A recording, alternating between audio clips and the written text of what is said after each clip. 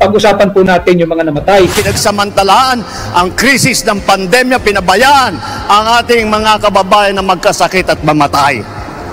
Hindi ba dahil sa kurakot, sa pangungurakot, dahil sa korupsyon, 200 Pilipino patay nung binahaang Bicol? Paano natin makakalimutan yan? Paano natin mapapatawad ang Marcos administration dyan? 200 inosenteng Pilipino patay dahil ninakaw ninyo ang flood control funds. Sinabi ninyo, pinagyabang ninyo sa inyong SONA, 500 billion pesos higit kumulang ang ginastos ninyo sa loob lamang ng 2 taon ng inyong administrasyon para kanyo sa flood control programs. Anong ginawa ninyo sa flood control funds? Kinurakot ninyo, ninakaw ninyo. Anong resulta? Huwag po natin silang patawarin. Huwag po natin silang palagpasin. At huwag po natin kalimutan ito. Yung panggagaslight po ng administrasyon, they're trying to change the narrative. This is the most corrupt national budget ever. Ito po yung usapin ngayong darating na eleksyon. Ngayong kampanya, ang usapin po ay ang korupsyon, higit na korupsyon at talamak na korupsyon sa ilalim ng Bongbong Marcos administration. Dahil sa pangungurakot sa flood control funds, dahil sa peking 5,500 flood control programs, 200 inosenteng Pilipino patay dahil sa korupsyon. Kilikin po natin ang Duterte senatorial candidates, ang Duterte approved, ang Duterte certified senatorial candidates. Pasalamat din po ako sa lahat po ng aking nakaharap kagabi sa isang pagpupulong sa pamumuno po yan ng ating inspirasyon ng higit na maraming Pilipino, si Pangulong Rodrigo Roa Duterte.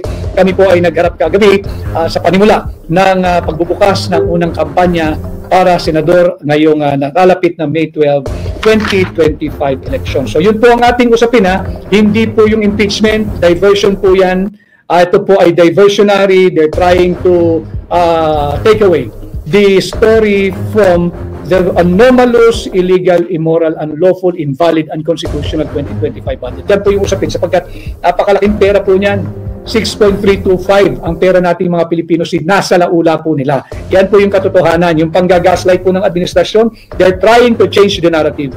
This is the most corrupt national budget ever. Ito po yung usapin ngayong darating na eleksyon. Ngayong kampanya, ang usapin po ay ang korupsyon, higit na korupsyon at talamak na korupsyon sa ilalim ng Bongbong Marcos administration. Nung may mga nagpadala po ng mga clips nung kanila pong pagpupulong din kagabi, pag-usapan po natin yung mga namatay.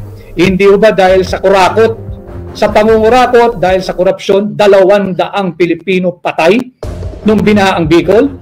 Paano natin makakalimutan yan? Paano natin mapapatawad ang Marcos administration dyan? 200 inosenteng Pilipino patay dahil ninakaw ninyo ang flood control funds.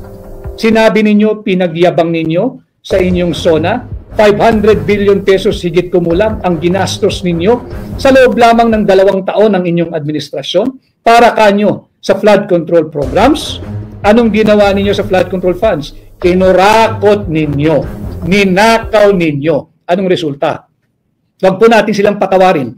Huwag po natin silang palagpasin. Huwag po natin kalimutan ito. Dahil sa pangungurakot sa flood control funds, dahil sa peking 5,500 flood control programs, 200 inosenteng Pilipino patay dahil sa korupsyon. Dahil ninakaw ang perang sana ay sa flood control programs.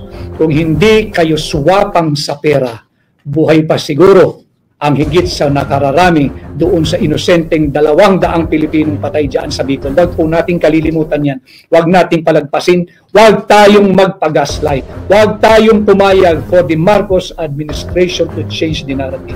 At tandaan nyo po yan, 200 inosenteng Pilipino patay dahil ninakaw ang flood control funds. Kinurakot ang flood control funds. Huwag niyong kalimutan. Ito ang issue ngayong midterm. Kay Bata Maluso, ipapanalo ka namin, Attorney Vic, watching from Qatar. Marami pong salamat. Pinabili lang daw ng suka kayong mga kandidato ni PRRD, si Carlito Salinas. Alam mo ninyo, pagka-kampanya, ako'y nagpatakbo ng isang matagumpay na kampanya noong 2022. Alam mo nyo, sa kampanya, dapat mong ikwento at dapat mong ilahad sa sambayan ng Pilipino kung bakit ka dapat nilang pahiramin ng kanilang tiwala. kung bakit kanila dapat pahiramin ng kanilang sagradong mandato. Sa estado ko, ngayon po tayo formal at official na kandidato, ito yung akin pong inilalahad sa inyo. Bakit ako naririto? Bakit ako tumugon sa hamon na maging tunay at maisog na oposisyon? Wala pong puwang ang negative campaigning. Kinakailangan dito pag-usapan natin yung mga importante at mahalagang usaping panlipunan. Hindi yung panggagaslight, hindi yung changing the narrative. Pag-usapan natin, 200 inosenteng Pilipino patay. Hindi negative campaigning yan, factual yan. Bakit namatay? Kinurakot kasi yung pondo para diyan sa flood control programs. Iyan ang pag-usapan natin. Pag-usapan din natin, mas marami hubang nabibili ang inyong 1,000 piso ngayon. Ngayong araw na to, ngayong mga kapanahunan na to, mas marami hubang nabibili ang 1,000 piso ninyo kumpara sa halaga ng 1,000 piso ninyo nung nakaraang 2 taon?